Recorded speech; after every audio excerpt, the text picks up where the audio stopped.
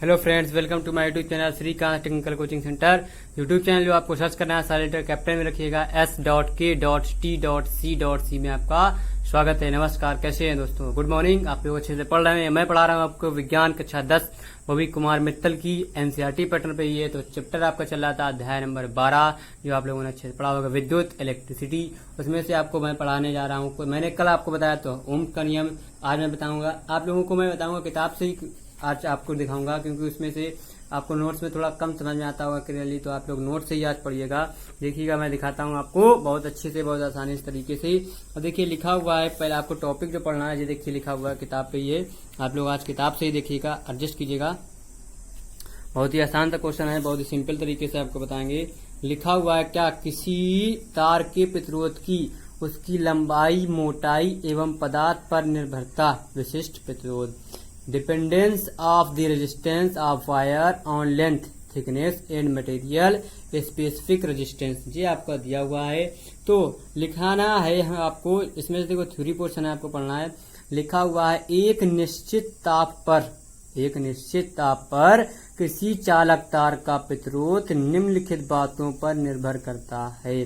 पहली कंडीशन है तार की लंबाई पर। तार की लंबाई हमारी क्या हो, किसी तार का प्रतिरोध उसकी लंबाई के अनुक्रमानुपाती होता है। मतलब उसकी जो लंबाई है उसकी अनुक्रमानुपाती होता है। यदि तार का प्रतिरोध R हो और उसकी लंबाई L हो तो R अनुक्रमानुपाती क्या L हो जाएगा। स्पष्ट है कि तार जितना लंबा होगा उसका प्रतिरोध उतना ही अधिक होगा। ये ध्यान रखिएगा, तार जितना लंबा होता है प्रतिरोध उसका उतना ही अधिक होता है हमारे पास। ठीक है। दूसरा पॉइंट है तार की मोटाई। आपको काले पेन से ही लिखना है तार की मोटाई। ऐसे पॉइंट लिखना है, किसी तार का प्रतिरोध उसके अनुप्रस्थ काट के क्षेत्रफल के हमारे क्या अनुक्रमानुपाती होता है। आप लोग एक सेकंड रुकिएगा, थोड़ा सा जूम कर देते हैं, आपको और अच्छा लगेगा और क्लियर दिखने लगेगा। ये देखिए जूम कर दिए, मजा आएगा आपको। लिखा है तार की मोटाई पर किसी तार का प्रतिरोध उसके अनुप्रस्थ काट के क्षेत्रफल के व्युत्क्रमानुपाती होता है। उस पर अनुक्रमानुपाती होता है, इसमें व्युत्क्रमानुपाती होता है। इस प्रकार आर देखिए, जब अनुक्रमानुपाती पूछेगा तो हमें डिवाइड नहीं करना है, और अगर व्युत्क्रमानुपाती पूछेगा तो 1/a, मतलब जो इसको पूछेगा वो हमें डिवाइड 1/, पे रखना होता है। ठीक है, हमारा व्युत्क्रमानुपाती और अनुत्क्रमानुपाती में अंतर होता है। जहाँ ए तार के अनुप्रस्थ काट का क्षेत्रफल है, स्पष्ट है कि तार जितना मोटा होगा उसका प्रतिरोध उतना ही कम होगा। तार जितना हमारा मोटा होता है उसका प्रतिरोध उतना ही हमारे पास अधिक होता है। ठीक है। फिर लिखा हुआ थर्ड पॉइंट, तार के पदार्थ पर यदि विभिन्न पदार्थों के तार समान लंबाई व समान मोटाई के खींचे जाएं तो उनके प्रतिरोध भिन्न भिन्न होंगे। फिर लिखा है तार के ताप पर, तार का ताप बढ़ने पर प्रतिरोध बढ़ जाता है हमारा। ठीक है, ये तो हमारा था क्या, किसी तार के प्रतिरोध की लंबाई, उसकी मोटाई एवं पदार्थ पर निर्भरता। हमारे डिपेंडेंस कैसे होते हैं, लंबाई, मोटाई और पदार्थ पर। अब हमको बताना है विशिष्ट प्रतिरोध। जी यहाँ से आपका इंपॉर्टेंट है, जो फार्मूले से आपको न्यूमेरिकल लगाना है। देखिए विशिष्ट प्रतिरोध आपको दिखाते हैं। क्या लिखना है, किसी चालक तार का प्रतिरोध तार की लंबाई के अनुक्रमानुपाती तथा उसके अनुप्रस्थ काट के क्षेत्रफल के व्युत्क्रमानुपाती होता है। ठीक है, तो ये हमारा क्वेश्चन हो गया ऐसे। अतः यदि किसी तार की लंबाई L हो तथा अनुप्रस्थ काट का क्षेत्रफल कैपिटल A हो तो उस तार का प्रतिरोध R इज हमारा व्युत्क्रमानुपाती प्रोपोर्शनल टू L/A। तो इसका साइन हटाया तो हमने एक के कांस्टेंट ले लिया, K = L/A। इस K की जगह पे हम इसको ले सकते हैं क्या, रो भी लिख सकते हैं। ठीक है, ऐसे R को थोड़ा, P को हमको थोड़ा टेढ़ा मेढ़ा बना देना आता है। जहाँ K एक नियतांक है जिसका मान तार के पदार्थ पर निर्भर करता है, इसे विशिष्ट प्रतिरोध अथवा प्रतिरोधकता रेजिस्टिविटी कहते हैं। इसे K = RA/L। अब देखिए यहाँ पे हमको क्या है, इसका पदार्थ और विमा निकालनी, थोड़ा सा समझना है। L = 1 मीटर अगर रख दिया, A = 1 मीटर स्क्वायर रख दिया तो K = R ओम × मीटर आ जाएगा। तो ये नोट में आपको लिखना है एक पॉइंट। क्या लिखना है, किसी पदार्थ का विशिष्ट प्रतिरोध उस पदार्थ के 1 मीटर लंबे, किसी पदार्थ का विशिष्ट प्रतिरोध उस पदार्थ के 1 मीटर लंबे तथा 1 वर्ग मीटर अनुप्रस्थ काट के क्षेत्रफल वाले तार के प्रतिरोध के बराबर होता है। इसका मात्रक क्या होता है विशिष्ट प्रतिरोध का? ओम इंटू मीटर होता। लिखा है विशिष्ट प्रतिरोध का मात्रक ओम इंटू सेंटीमीटर भी लिखा जा सकता है यदि किसी तार की लंबाई सेंटीमीटर में और क्षेत्रफल हमारा सेंटीमीटर में दिया हो तो ये विशिष्ट प्रतिरोध आर ओम इंटू सेंटीमीटर होगा। ये होता है। अब इसी के आगे आपको दिखाते हैं इसकी विमा। देखिए विमा नहीं निकाली गई है, मैं आपको इसमें नोट्स में दिखाता हूँ विमा इसकी कैसे निकाली गई है। हमने यहाँ पे रो माना था, रो की विमा आर की विमा इंटू ए की विमा बटे एल की विमा। तो आर की विमा होती है ML square T minus 3m/2 हमने निकाली थी कल ओम के नियम में, और ए की होती है हमारी एरिया एल स्क्वायर और नीचे एल स्क्वायर कट गया तो क्या है ml3t-3a-2 जी हमारी विमा बन जाएगी। ठीक है, तो ये हो गया हमारा विशिष्ट प्रतिरोध। आप लोगों को अच्छा लगा होगा और समझ में भी आया होगा। अब बताते हैं आपको सेल का आंतरिक प्रतिरोध जो होता है हमारा, थोड़ा सा आपको पढ़ना है। देखिए हम आपको बता रहे हैं, किताब थोड़ी इधर कर दे रहे हैं क्योंकि आपको ये नोट्स में बताना पड़ेगा, थोड़ा सा पॉइंट्स बाय पॉइंट्स आपको दिखाने पड़ेंगे। तो आप लोग देखिएगा, इससे समझने की कोशिश कीजिएगा। बहुत ही अच्छा है, बहुत ही आसान सा तरीका है। लिखा हुआ है सेल का आंतरिक प्रतिरोध। अब देखिए इसको थोड़ा सा मैं जूमिंग कम कर दे रहा हूँ क्योंकि आपको पूरा पेज दिख नहीं रहा है, आपको अब दिखने लगेगा पूरा पेज, कोई भी दिक्कत नहीं है, हो जाता है। फिर लिखा सेल का आंतरिक प्रतिरोध internal resistance of cell. Cell का घोल भी वैद्युत धारा के मार्ग में प्रतिरोध लगाता है। इस प्रतिरोध को सेल का आंतरिक प्रतिरोध कहते हैं। ठीक है, अब देखिए हमारा एक हमने इंटरनल रेजिस्टेंस लगा लिया। देखिए ये आर लग गया हमारा इंटरनल रेजिस्टेंस, बैटरी लगी हुई है जी, करंट फ्लो हो रहा है, रेजिस्टेंस ये लगा हुआ है, इस पे वोल्टेज ये फ्लो हो रहा है।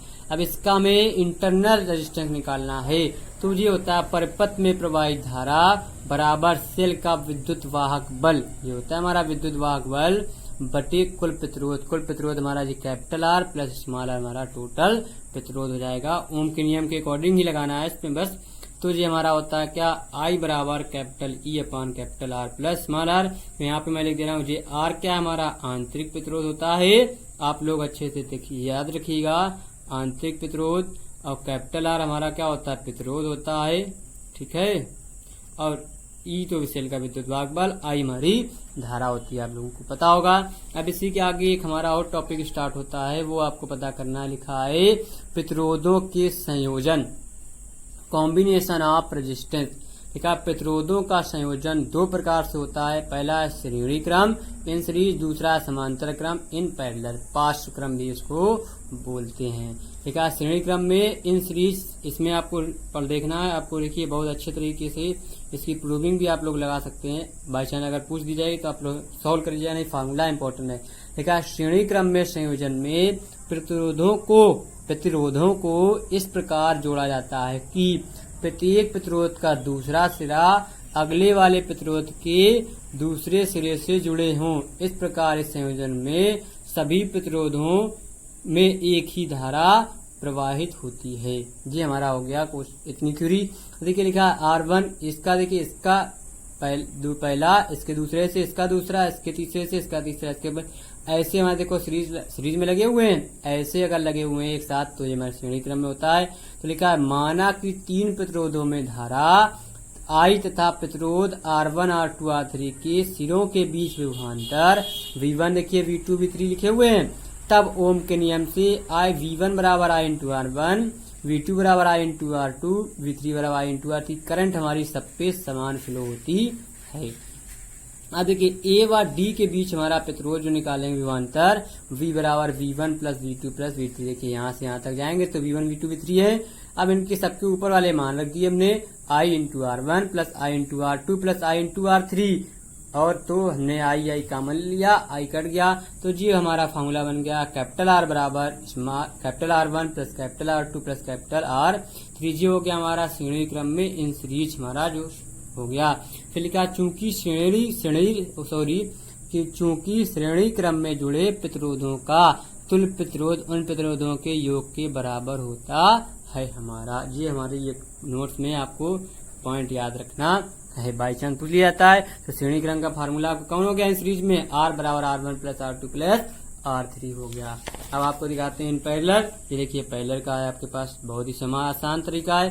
देखा समांतर क्रम में इन पैरेलल समांतर क्रम में संयोजन में प्रतिरोधों को इस प्रकार जोड़ा जाता है कि सभी के पहले सिरे एक बिंदु से तथा दूसरे सिरे एक दूसरे बिंदु से जुड़े हों। इस प्रकार के संयोजन में सभी प्रतिरोधों के सिरों के बीच एक ही विभवांतर होता है हमारा। ये है हमारा, तो ये तो हमारी थ्योरी देखिए जो हमने ऊपर बताया। देखिए ये एक सिरे से दूसरे सिरे पे, फिर एक सिरे से दूसरे सिरे पे, फिर एक सिरे से दूसरे सिरे पे हमारे देखिए R1 R2 R3 I1 I2 I3 जुड़े हैं। टोटल करंट हमारी I जुड़ी हुई है। माना कि संयोजन में 3 प्रतिरोध R1 व R2 R3 समांतर क्रम में जुड़े हैं तथा I1 I2 I3 धारा बह रही, देखिए धारा करंट फ्लो हो रही डायग्राम में, जिनका तुल्य प्रतिरोध क्या, तुल्य धारता क्या है, I है। तो अब करंट हम निकालेंगे इन सब पे, तो I बराबर I1 plus I2 plus I3 हमारा आ जाएगा। ए व बी के बीच विभवांतर, तो I1 बराबर V अपन R1, I2 बराबर V अपन R2, I3 बराबर V अपन R3। तो हमारा हम जानते हैं क्या, V अपन R बराबर, इस पे हमने फार्मूला रखेंगे V अपन R1 प्लस V अपन R2 प्लस V अपन R3। समांतर क्रम में हमारा वोल्टेज जो होता है कांस्टेंट होता है, इस बेसिस पे हमारा वोल्टेज, बैटरी पे वोल्टेज नहीं होता है, इसी वजह से हमने वी हमारे देखिए कट जाएंगे। तो समांतर क्रम में 1/R बराबर 1/R2 plus 1 R2 plus 1/R3, ये हमारा फार्मूला हो गया। आप लोगों को ये याद रखना है क्योंकि न्यूमेरिकल में आपको यूज करना पड़ेगा। फिर देखिए लिखा हुआ है नोट्स में, आपको लिखना समांतर क्रम में जुड़े प्रतिरोधों के तुल्य प्रतिरोध का व्युत्क्रम उन प्रतिरोधों के व्युत्क्रमों के योग के बराबर होता है हमारा। ये था, आपको आज के लिए इतना सफिशिएंट है आपके लिए, क्योंकि आपको नोट्स बनानी पड़ती है, इसी के साथ साथ आपको पढ़ना भी पड़ता है। तो इसी के साथ साथ आप लोग क्या आगे लगाइएगा, कोशिश कीजिएगा। जब मैं आपको बुक दिखा दे रहा हूँ, आपके पास अगर बुक है तो आप लोग रिवीजन भी करते रहिएगा और अच्छे से लगाते भी रहिएगा।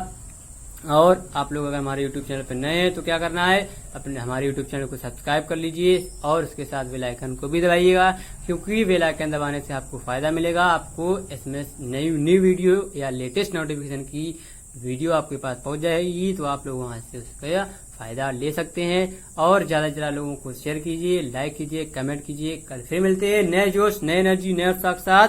Bye bye.